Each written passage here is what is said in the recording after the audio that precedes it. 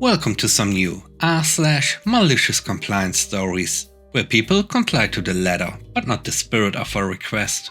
I hope you had a great day. Thanks for all the likes and comments on the last video. If you would like to support this channel, please hit the like button and consider subscribing if you enjoy the content. And now, let's start with the first story. It's called Should Have Left It. Before I lived in my current place, I was living with my auntie. She was the main tenant who sorted the bills, and I would pay her a lump sum each month as board payments. In early 2021, she passed away unexpectedly. Naturally, I didn't want to continue living in this place. Bad memories, and bearing the responsibility for an entire place alone wasn't feasible for me financially at the time.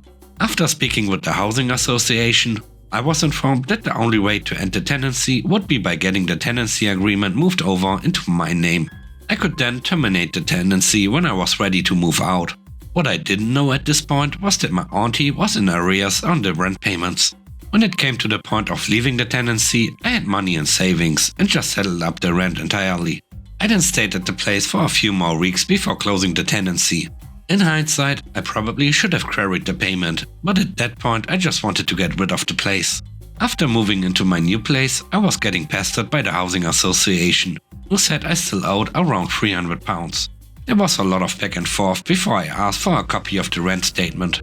It was around this time that I was speaking to people about this money I supposedly owed. I was informed that I probably shouldn't be liable for my auntie's debt, as I didn't receive the estate and was not the next of kin. However, there was also an argument to be made that I was liable for the debt, as technically my name was on the agreement and I became the main tenant. With this information in mind, I looked at the rent statement. I worked out how much money I owed from the first week after my auntie had passed and deducted it from my total rent payments made after that point. It turned out I had paid around £200 extra, assuming I wasn't liable for the debt. I presented all my working out in a thorough email and sent it over. I didn't hear anything back from them after that conveniently and assumed it was all over.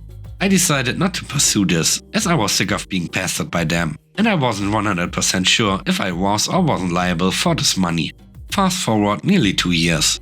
I received a letter last month just before Christmas stating that I still owed this around £300 and that it would be sent to debt collectors if nothing was done.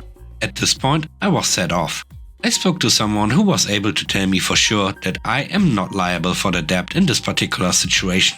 So I sent a firmly written email detailing how I don't owe this money, but in fact they owed me, provided all the evidence and threatened small claims if the situation wasn't rectified soon.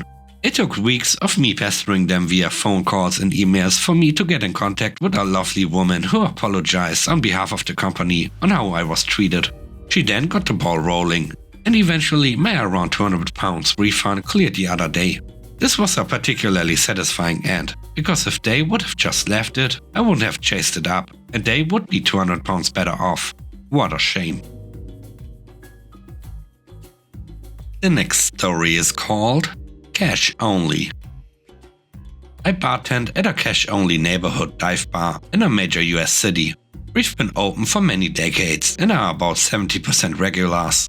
The big exception to this is during the 2 street fests that happen outside our bar in the summer.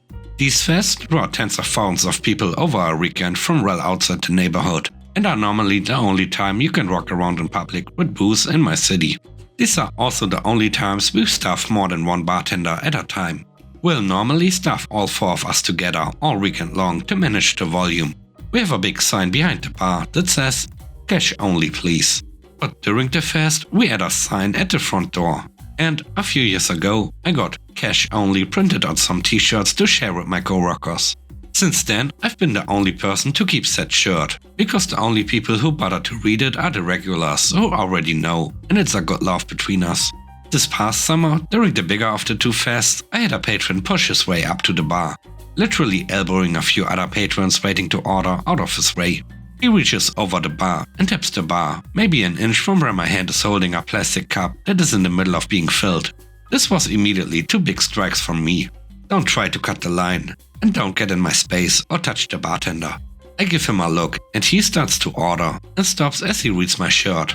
"Oh, you are cash only," he says, annoyed. Yes, I say, while finishing up with the patron whose drinks I had been making. That's okay, I wait for one of your coworkers then. I want to pay with a card. It takes me a second to process what he said, and I quickly turn away to avoid laughing in front of him. I quickly get and nudge my coworkers one by one. Hey, this dude will only pay with a card, so don't serve him. They roll their eyes and gently elbow me back out of their quarters of the bar. I jump back into my space and resume taking orders from others around him. After about 3 or 4 patrons, he interrupts me to ask when someone will come to take his order. Sorry sir, I let my coworkers know you want to pay with a card, I say, and go back to ignoring him. He keeps getting more and more agitated until he finally bullies his way up to the bar in front of one of my other coworkers and tries this all over. When she tells him the whole bar is cash only and the business doesn't accept plastic, he gets bright red and comes back to scream at me. I just laugh and tell him I'd have happily corrected his mistake if he'd been even remotely respectful.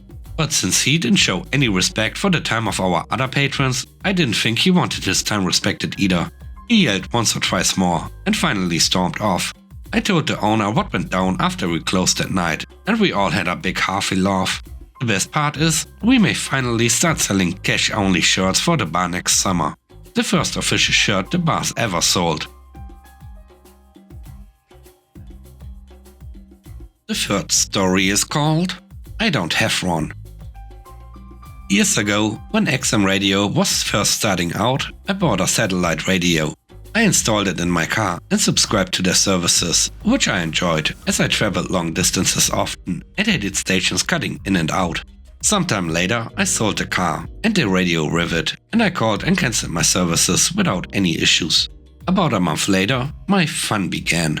I started getting a call about every 2 or 3 weeks, wanting to know if I'd like to resubscribe to their services. They could offer me a 6-month discount, etc. I explained to them I sold the car and the radio rivet, so I no longer had a radio. I was polite the first few times, rude a few times after, didn't even answer the phone sometimes, threatened them with consumer affairs. Nothing seemed to work, but every answer was the same from me. I don't have a satellite radio anymore, and they all said they'd remove me from their call list. This went on for about 8 months until I changed my tactic. I was working on a project and the call came in, so I answered. The usual sales pitch started with the guy wanting to know if I'd like to resubscribe for their services and that he could offer a welcome back discount. So I stopped what I was doing and said, okay, sure, sign me up. He got happy and started going through all the options and upsells. And with everything he tried to sell me, I said, yes, that sounds great. I chose the most expensive package and the GPS traffic updates for the navigation systems, etc. Whatever they had, I took it. He gathered all my details, address, email, all of which they already had anyway. The whole process took about 20 minutes. Then came the part I was waiting for. Okay, we are all set. I just need the radio ID from your radio. I don't have one. What? I don't have a satellite radio. So why do you want to sign up for our services? I don't. But you said you did. I know. But for the past 8 months I've been telling you that I don't have a radio and to stop calling, but you keep calling. So I thought maybe you guys knew something I didn't. Unless you have a radio, you can't sign up for our services. Then maybe you guys should stop calling me. Never heard from them again.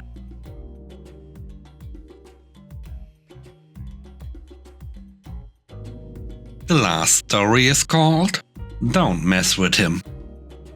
Bobby was a CNC machinist, a good one, and the only one. The company he worked for made an intricate product, and his CNC part was crucial. The rest of the product is bolted onto it. The finished product sold for tens of thousands of dollars. It took 3 hours to make this piece. Bobby would make 3 a day. He'd make 1 in the morning, take his coffee break, then make another and take his lunch break. That ate up about 6.75 hours. He'd stay late to make the third part and make 2 hours overtime. His new foreman turned out to be more than a bit of a jerk. He tried to get Bobby to do other tasks, and Bobby said no, as he needed to monitor the CNC machine during all stages of the cycle. Foreman went to the plant manager, who told him to back off and leave Bobby alone. One day there was a bad snowstorm, and Bobby was 10 minutes late. The foreman was there to greet him at the time clock, with a nasty grin on his face, holding a demerit slip. Bobby had clocked in a minute late the previous week. And the union would said that if you were late twice within 14 days, you got 20 demerit points. Bobby and foreman got into a bit of an animated conversation, and the union steward came over and said that Bobby had no choice but to take the demerit hit. So Bobby went to work. His shift was 8 AM to 4:30 PM, but he usually stayed until 6:30 to finish the last part. Not today. At 4:30, he shut the machine down and headed for the door. The next morning, foreman comes over and says that the assembly team is short a part. Yeah, I know. I'm working on it right now. It will be done in 2 hours. But they need 3 a day. Why didn't you make 3 of them yesterday? Because my shift is over at 4:30 and I went home. What?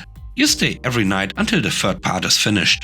Bobby pulled the demerit slip out of his shirt pocket, looked the foreman in the eye and said, "Not anymore." Bobby had done the math. Every week, instead of getting 15 parts, they were getting 10 or 11. Foreman tried to sweep it under the rug, but within a few days, chaos ensued. The assemblers had no core part, and the team ran to the plant manager to let him know that production was failing. The assemblers liked it. They got to hang around while they waited for the next CNC part to arrive. Eventually, there was a meeting with plant manager, foreman, union steward and Bobby. Foreman tried to throw Bobby under the bus, saying that he refused overtime. Union steward pointed out that, as per the contract, mandatory overtime was only in case of emergencies, and this wasn't an emergency. Bobby had every right to decline the overtime. Foreman lost his temper, started yelling at Bobby and union steward, and was asked to leave the meeting. Plant manager knew he was screwed and looked at Bobby and asked, "What's it going to take you to get to work the overtime?" Bobby smiled and replied, "As long as foreman is my supervisor, I won't be working a minute of overtime." And that was the last anyone saw of foreman. By sticking to the contract, Bobby cost the company a handful of parts worth many thousands of dollars. And he put the company into a position where the lowered production would cost him even more, in perpetuity. Bobby worked a couple of Saturdays to catch up and made double time for those shifts.